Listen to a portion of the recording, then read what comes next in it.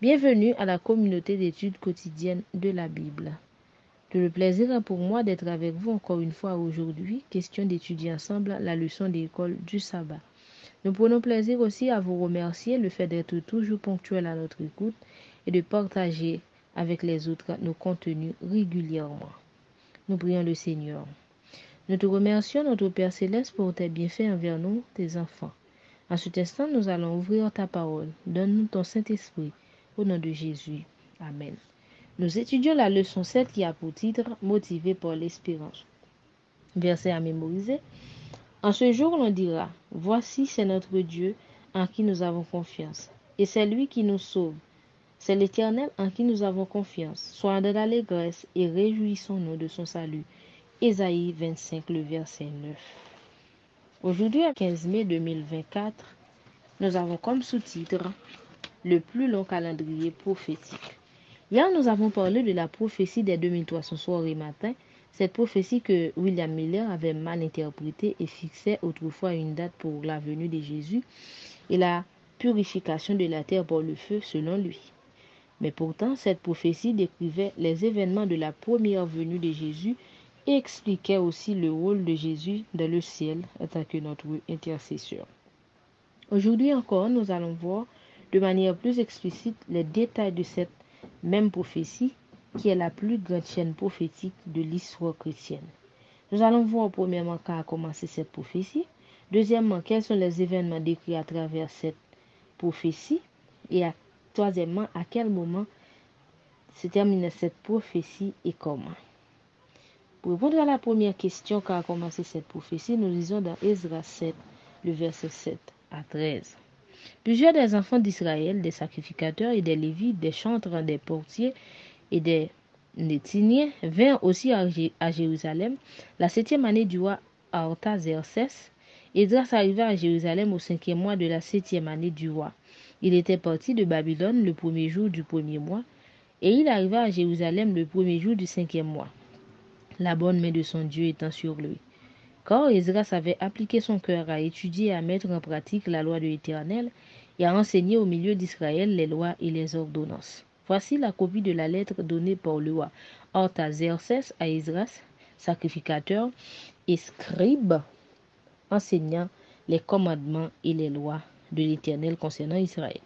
Artaxerxès, roi des rois, à Esdras, sacrificateur et scribe, versé dans la loi du Dieu des cieux, etc. J'ai donné ordre de laisser aller tous ceux du peuple d'Israël, de ses sacrificateurs et de ses lévites, qui se trouvent dans mon royaume et qui sont disposés à partir avec toi pour Jérusalem. Le décret a été promulgué par Artaxerxès, roi de Perse, en 457 avant Jésus-Christ. Ce décret est le dernier des 3 décrets autorisant les Juifs à aller reconstruire Jérusalem et rétablir le culte dans le temple. Ce 3e décret est le plus complet et marque le début de la prophétie des 2300 jours ou 2300 années.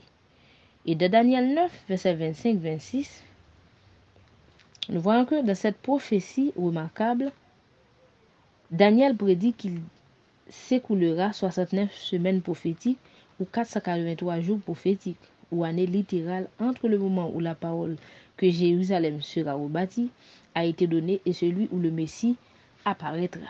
Le décret ayant été publié à l'automne de l'an 457 avant Jésus-Christ, 483 années s'étendent jusqu'à l'automne de l'an 27 après Jésus-Christ. Le mot Messie signifie loin. À l'automne de l'an 27, Christ fut baptisé et reçut l'onction de l'Esprit, selon Acte 10, 38. Après son baptême, Jésus se rendit en Galilée, prêchant l'évangile de Dieu.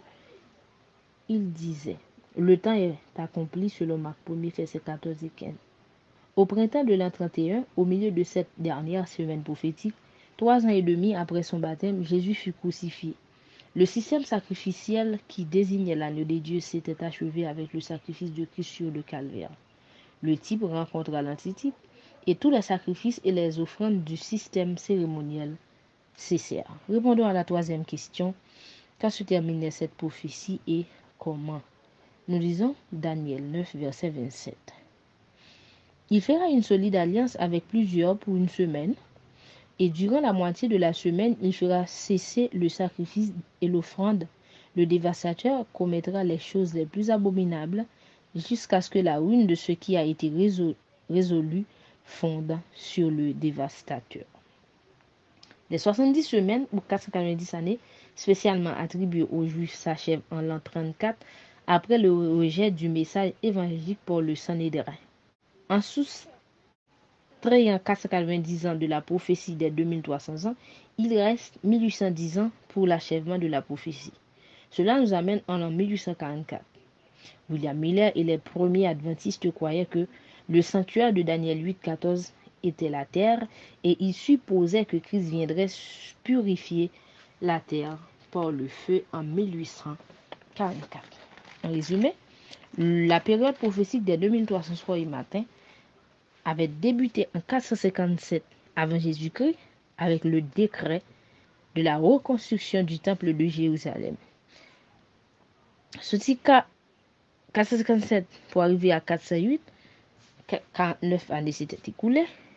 De 408 à l'an 27 après Jésus, qui est la date du baptême de Jésus, 434 années s'étaient écoulées. De l'an 27 à l'an 31 qui est la crucifixion de Jésus, 3 ans et demi s'étaient écoulés. De l'an 31 à l'an 34 qui est la mort d'Étienne ou lapidation d'Étienne, 3 ans et demi encore s'étaient écoulés. On prend les 2300 années, on soustrait 490,